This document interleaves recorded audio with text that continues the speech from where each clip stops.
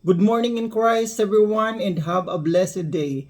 Our scripture reading for today is from the book of Psalm, chapter 55, verses 16-17. As for me, I call to God, and the Lord saves me. Evening, morning, and noon, I cry out in distress, and He hears my voice. Amen. Tungkol sa akin, tumatawag ako sa Diyos at inililigtas ako ng Panginoon.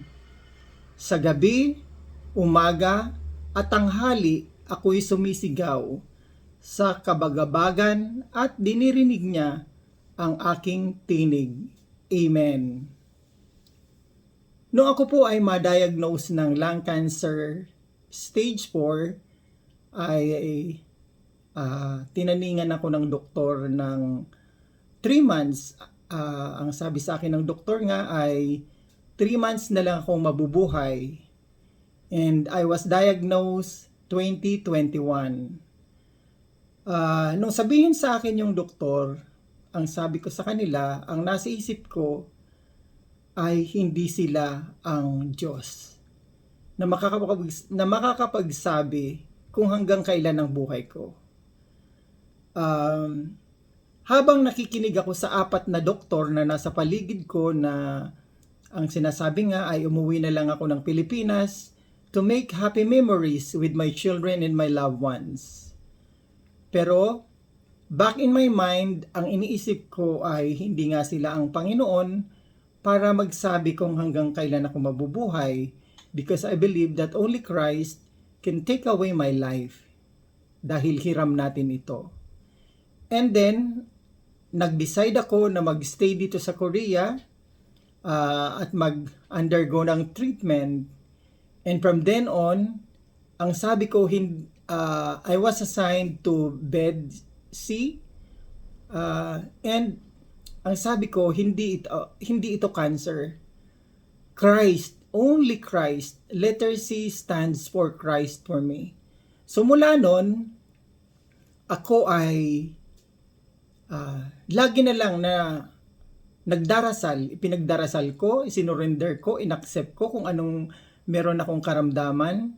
Tinanggap ko ng maluwag sa kalooban ko at ang ginawa ko ay nagdasal na lamang dahil alam ko na ang Diyos lang ang makakatulong sa akin sa oras ng ganong problema, ganitong problema.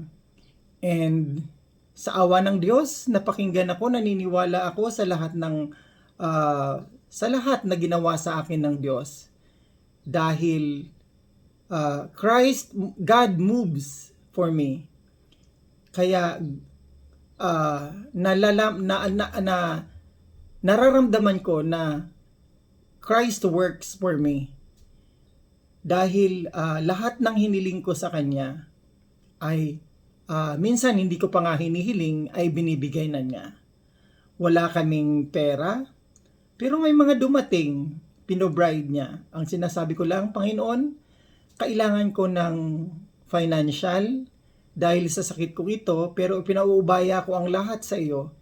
Alam ko na hindi mo ako pababayaan at naniniwala ako sa iyong mga salita na tinapos mo na nga ang lahat sa amin mula nang ikaw ay ipinako sa krus at nabuhay na muli. Ang sabi mo ay tinapos mo na ang lahat, ang aming mga nakaraan, ang aming mga kasalukuyan at ang aming future ay tinapos mo na mula nang ikaw ay ipako sa krus at inilibing na buhay na muli.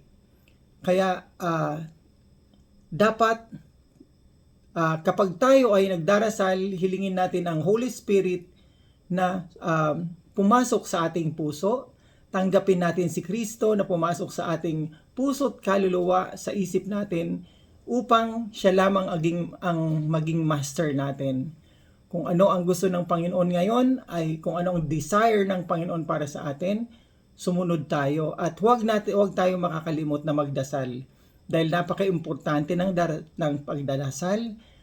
Dahil dito, ito ang way of communicating God. Ito ang way of communicating Jesus Christ, because Christ is living and active. 'Di ba?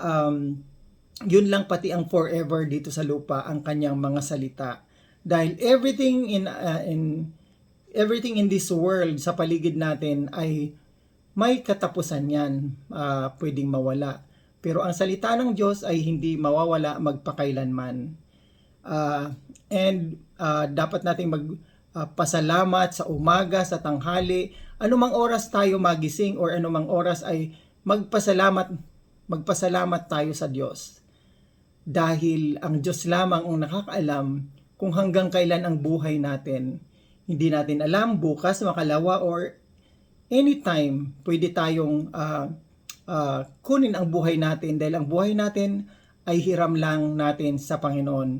Kaya habang nabubuhay tayo ay sulitin natin, pagsilbihan natin ang Diyos. Ibalik natin ang kabutihan na binibigay niya sa atin.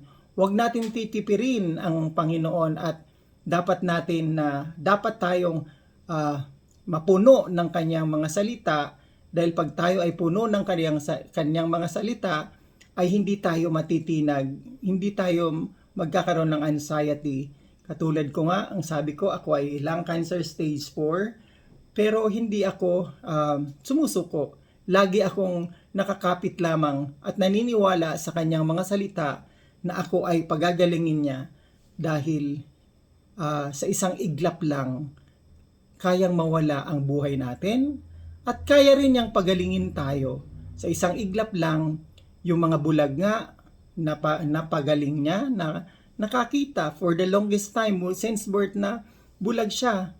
Pero nung nakahawak lamang siya sa laylayan ng damit ng Panginoon, siya ay nakakita. Ganon din yung may sakit na matagal nang dinudugo, nakahawak din lang sa laylayan ng Panginoon, sa damit ng Panginoon, pero nakahawak lang siya, ay gumaling siya. Dahil anong sabi ng Panginoon ay pinapagaling tayo sa ating pagtitiwala sa Kanya. Kaya katulad nga ng sinabi ko, yung bulag, nakakita since birth ay bulag na siya, pero inutusan lamang siya ng Panginoon na kumuha ng putik at itapal niya sa kanyang mata. And then after that, sabi niya, hugasan mo ang iyong mga mata. Pagdilat niya, nakakita na siya.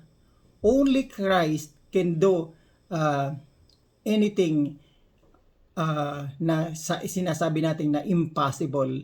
But Christ, there is no impossible in Christ. Lahat possible sa Kanya. Lahat ay kaya nang gawin. Kaya magtiwala lang tayo. Ibigay natin sa Diyos kung ano man ang mga problema natin. And I pray all these things in the name of our Lord Jesus Christ. Amen.